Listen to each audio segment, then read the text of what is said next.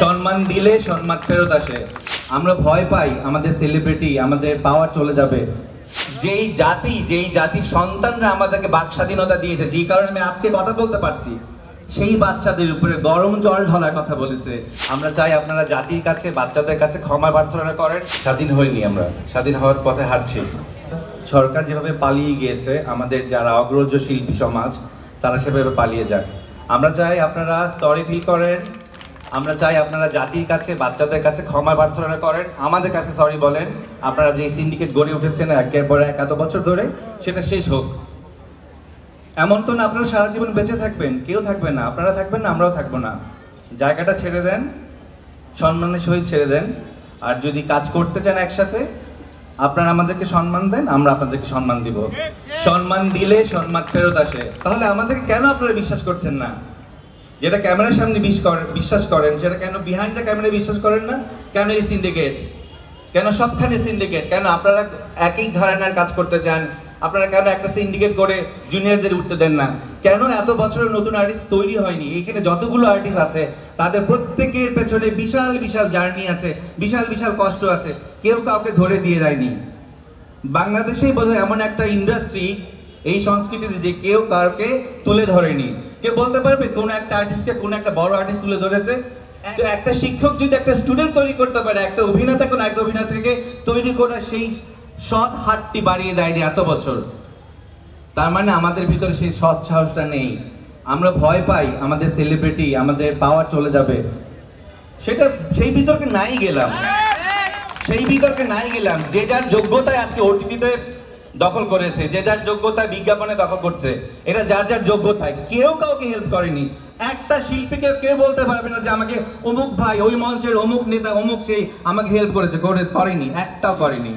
সবচেয়ে দুঃখজনক ঘটনা হচ্ছে গিয়ে, যেই জাতির সন্তানরা আমাদেরকে বাক স্বাধীনতা দিয়েছে, যেই কারণে আমি আজকে কথা বলতে পারছি, সেই বাচ্চাদের উপরে গরম জল ঢালার কথা বলেছে গ্রুপ চ্যাটে। কি হয়েছে?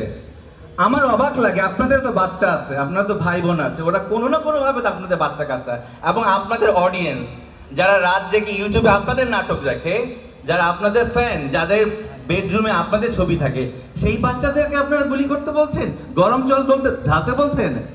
অতি ইমোশনাল মানুষের শিল্পী হয়, রাইট? এই হচ্ছে শিল্পী। সাধারণ মানুষ থেকে শিল্পীরা আলাদা কেন? ওরা অনেক সংবেদনশীল। যত্ন ভালোবাসা থাকলে সব রান্নাই সুস্বাদু হয়। এসিআই পিওর শাহী বিরিয়ানি মশলা। রান্না হোক ভালোবাসার ভাষা। তাই নয় কি?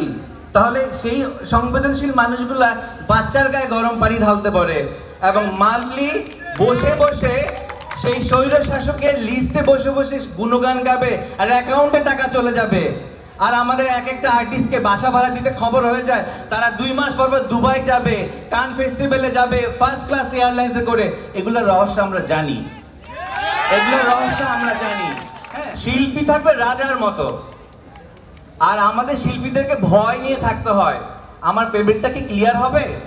আমার নিজের অর্থ যেটা আমি 10 দিন শুটিং করি, 5 দিন শুটিং করি, সেই টাকা পেতে খবর হয়ে যায়। যারা শুটিং করে না, যারা সিন্ডিকেট করে, তারা বিভিন্ন সফরে যায় মন্ত্রীদের দোসর হয়ে, কারো ট্রাভেল পার্টনার হয়ে।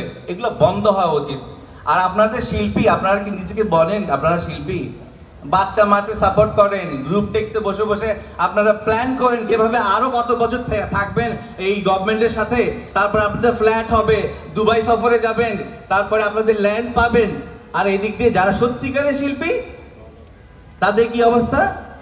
তাদের কখনো কখনো মোবাইলে রিচার্জ করারও টাকা থাকে না। ধিক্কার জানাই আমি সেই ধরনের শিল্পীদেরকে, যেই ধরনের শিল্পীরা সিন্ডিকেট করে করে এই ধরনের রিয়েল শিল্পীদেরকে কষ্ট করতে হয়। এই সিন্ডিকেট এখন ভাঙতেই হবে, এটা কোনো বিকল্প নাই। অতি দ্রুত ভাঙতে হবে, এবং জাতির কাছে আপনাদেরকে সরি বলতেই হবে।